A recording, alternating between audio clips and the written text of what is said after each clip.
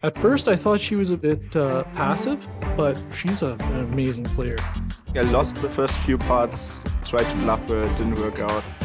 This Halloween, Lampropulos 7, the bubble bludgeoning. And here comes Maria Lampropulos, raising from the hijack with King Deuce. Unbelievable. Well, it's actually pretty believable. She's been doing it for a while. Round to Leo Margetts. She folds the small blind. Michael Farrow is in the big blind. He has queens. Surely this is going to be the one where she gets got.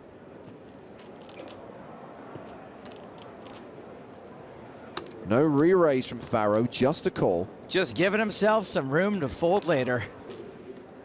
A 7-6-6 two-spade flop. Looking good for Farrow. Checks to Maria.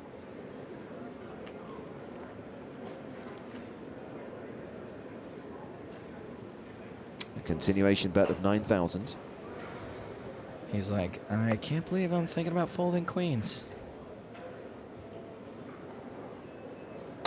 He calls. The turn card is the 10 of spades. Maria picks up a flush draw. I do not expect her to stop betting anytime soon. I think she's probably still firing on the brakes.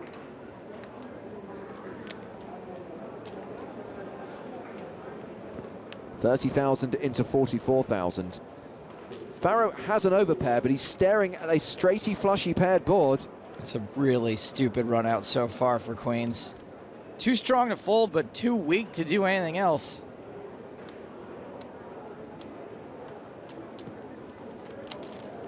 There's the call, this hand going to the river. Which is the ace of hearts. Oh, no. We can see that Farrow is 100%, but trust me, he hates this board. And he's going to hate this. Maria has just shoved on him. It's all into call. This girl is such a maniac, she could have an entire horror movie franchise.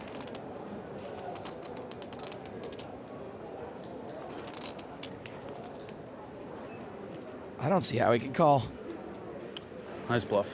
Correct, but he still lays down the winner. This Halloween, Lampropulos 7, the bubble bludgeoning. It is all kicking off at the secondary feature table, kings versus queens. Oh no, sick cooler alert. Maria Lampropulos was the original raiser. Liv Boeree re-raised. And now, Maria, who is a commanding favorite, has to decide how to respond to Liv's 3-bet. That is a 4-bet on its way.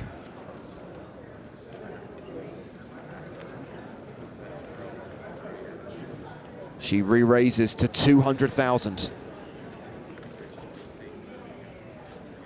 My guess is, much like Thelma and Louise, neither of these ladies is getting away. An intense stare from Liv Boeree, studying her opponent.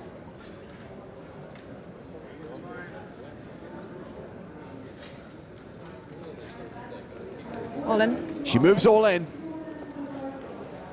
And Lampropulos calls. And there is an 80% chance that Liv Boeree is going to bust in 17th place. Very, very sick cooler. Oh. And I just fold. You know, everyone's going to think that, but Maria's very aggressive. Not sure how you can. An ace, jack, jack flop. 2 outs for Liv Boeree.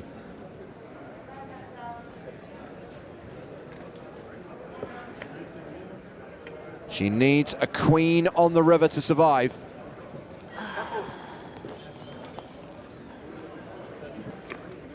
It's another ace. Good luck, everyone. Liv Boeree is out in 17th place.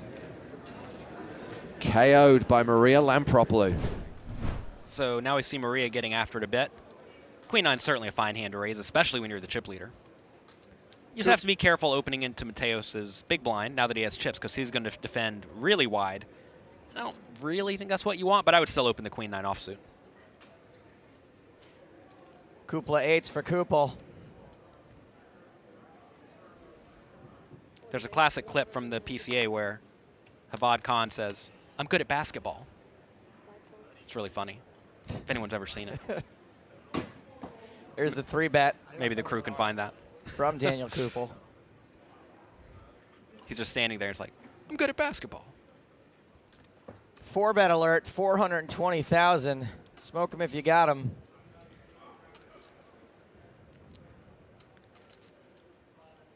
What a rough spot for eights.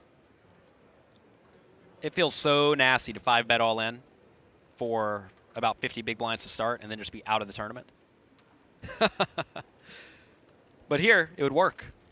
I'm a pretty big fan of having a plan ahead of time whenever you do 3-bet these pocket eights. Okay. Like knowing if she 4-bets, I am going all in almost every time unless something ridiculous happens. Or knowing that you can easily fold. And the problem with pocket eights is that you can't ever really easily fold against someone who's aggressive. Like right here, you see she has queen 9 offsuit. Folding would be a disaster. So if you think you're going to be put in a difficult spot some portion of the time, like a reasonable portion of the time, you're usually much better off just calling. You see the glasses removed. That's probably a tell, too. It's probably a tell him that he doesn't know what to do. Yeah, he's like, He's trying to make a read. Can't see through his glasses. Either that or he just found a dead body at the beginning of CSI Miami. Wow!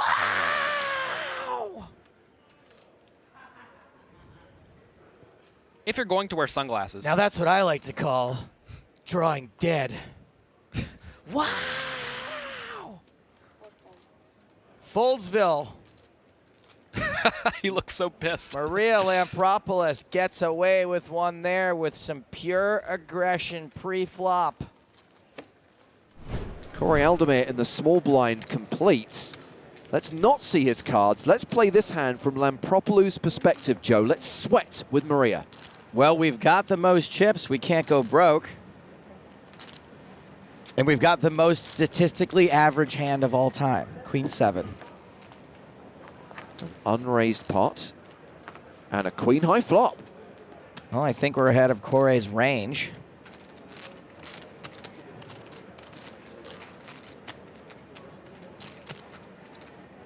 He bets 50,000. He's going to have some random aces when he limps in. Maybe some kings. He could have a queen, but queen's better than queen 7. I think he's going to raise pre-flop. Regardless, we have to call. Improving would be nice, but we have to call. Maria does call with top pair. The turn card is the jack of spades. And Aldemir fires again, 320,000. That's an overbet. Why so serious?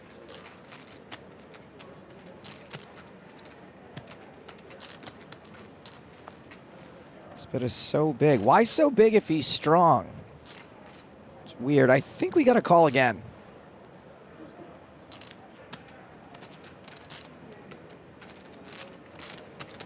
She does call. The river card is the 9 of diamonds, pairing the board. I mean, it's possible he would blast off with a 9 twice just to try to get us to fold something. But yeah, checking now. Obviously, he doesn't have one, but I am totally fine with taking a showdown here. We don't really have a value hand. She checks it back. King high. King 3 for Aldemir. So Lampropulos wins a decent pot and puts some distance between them. They were almost neck and neck. I'm just kidding. They showed Field of Dreams, like a clip from Field of Dreams during one of the songs, and I just do you want to have You a lost catch? it. Do you want to have a catch, Dad?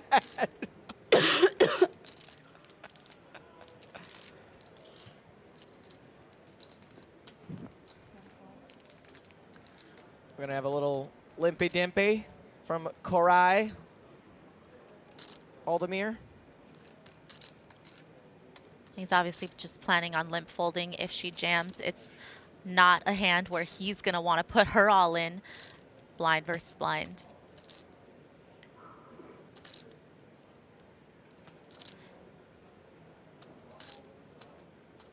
And sometimes Aldemir has a few traps when he limps from the small blind, but most of the time with a huge portion of Aldemir's range, he would just be putting her all in pre.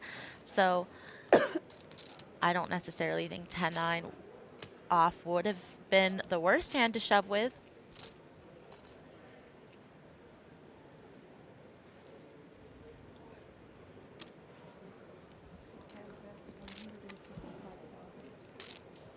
Aldemir betting his gut shot. What do you do here, Maria, starting the hand with 14 big blinds? You play through all the streets or you just pile it in? Well, it kind of depends because there is a flush draw possible, so you could still get max action if you shove, but you do want to protect your top pair to a certain degree. But that would only increase her stack. If she were to jam here, she would increase her stack by 4 to 5 big blinds, whereas she's maybe thinking potentially about how does she extract maximum value. But because of some of the potential draws possible, such as straight draws and flush draws, I think she might just stick it in the middle or, you know, raise, call it off.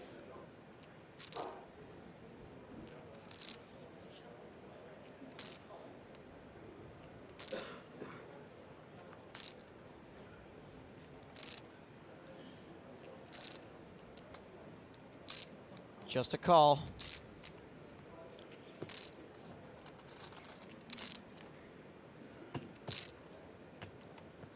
Crucial turn card on its way, and that is a bit of a bummer.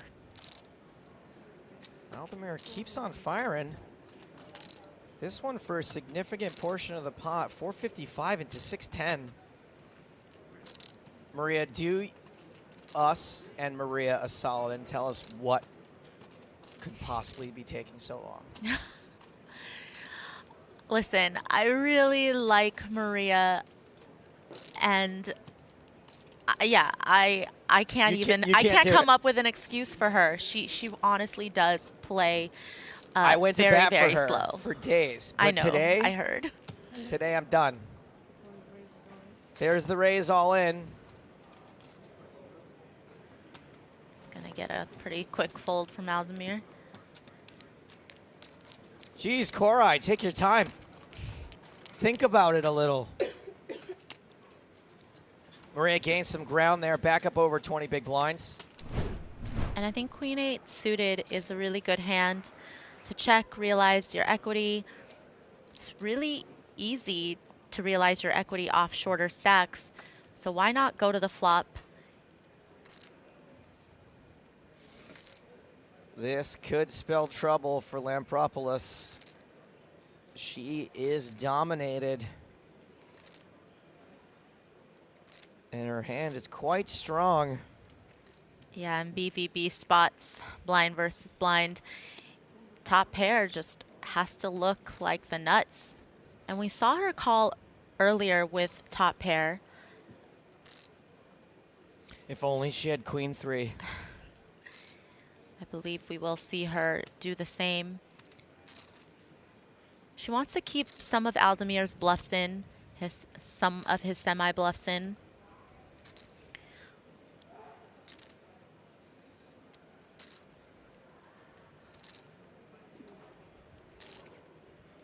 Two great chips, worth 100K each. That's a call. 40 is your change, and we thank you. 4 clubs on the turn. Does not affect either player's hand. And Korai just wants to make sure he gets the bet sizing correct in this spot so that he is betting enough to protect his hand from some draws, but also making sure that he's gonna be able to set up a nice sizing for the river based off of Maria's remaining stack. He's opted for, looks like small, no, not small sizing at all. I missed 2 great chips there. 480,000 into 700, just as Maria predicted. And Maria's obviously not thinking about a fold. She's just considering her options. We don't know what she's thinking. We don't know what she's thinking when she takes a long time, but I do know that with top pair, she's not planning on folding. I do know that much. Nice, juicy, sloppy pot on the river. 1.66 million in the middle. And that jack on the river gives both players 2 pair. Aldemir's 9 is going to play. But this card might slow, yeah. I mean, Maria called twice. So, yes, she does have some draws, but she, of course, also has jacks as well. She would 100% continue on the flop with middle pair, call again on the turn. So, Aldemir can't like that card. Thinking about the other potential hands that he could get called if we were to put a bet out that he has beat. Because, of course, you don't want to miss out on value, but that is one of the worst cards he could have seen. 420. I think this is an interesting sizing because without that being the river, that particular card being the river, as well as some of the other draws coming in, I think he was planning to bet bigger. But he's betting pretty small now because he can easily fold if she shoves the river, because she's not going to be calling twice, then shoving over his bet on the river as a bluff. So he could easily bet fold this, but he could easily get just a little bit of value from worse hands. Does she ever turn this into a bluff? No, I think it would be pretty silly for her to turn this into a bluff. And the level has ticked over.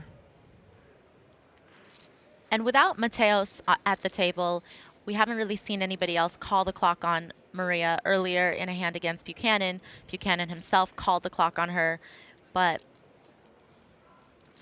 it doesn't seem like Aldemir is going to do that in this spot, because the more time she takes, I think he doesn't want to do something that could potentially make her fold.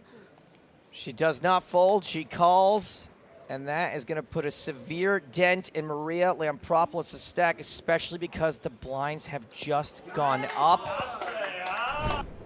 Lampropulos first to act here. Ace-10.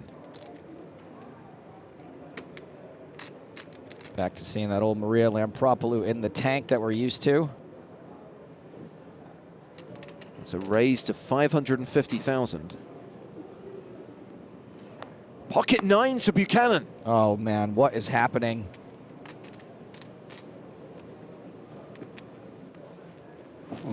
He re-raises. How will Lampropulos respond? Ollie. She shoves. Call. Here we go again. Good luck. Oh my god, it's a flip. It's a flip. Another flip. And once again, Sean has the slight advantage and is on the brink of victory. No, somos a 10. Sí, él sí. Él, somos a 10. 9, Jeff. Él para de 9. The flop is ace high. She bigs the flop again. Sean suddenly running really bad in races. A queen on the turn, and Sean Buchanan needs a 9 on the river, or Maria Lampropulos doubles up again.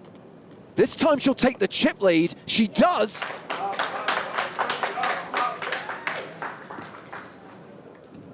That has changed everything. Maria Lampropulos with 10-7 of clubs.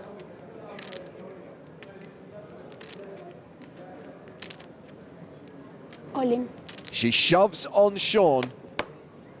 Probably hoping for a fold, but when she does get looked up, she's going to be a dog.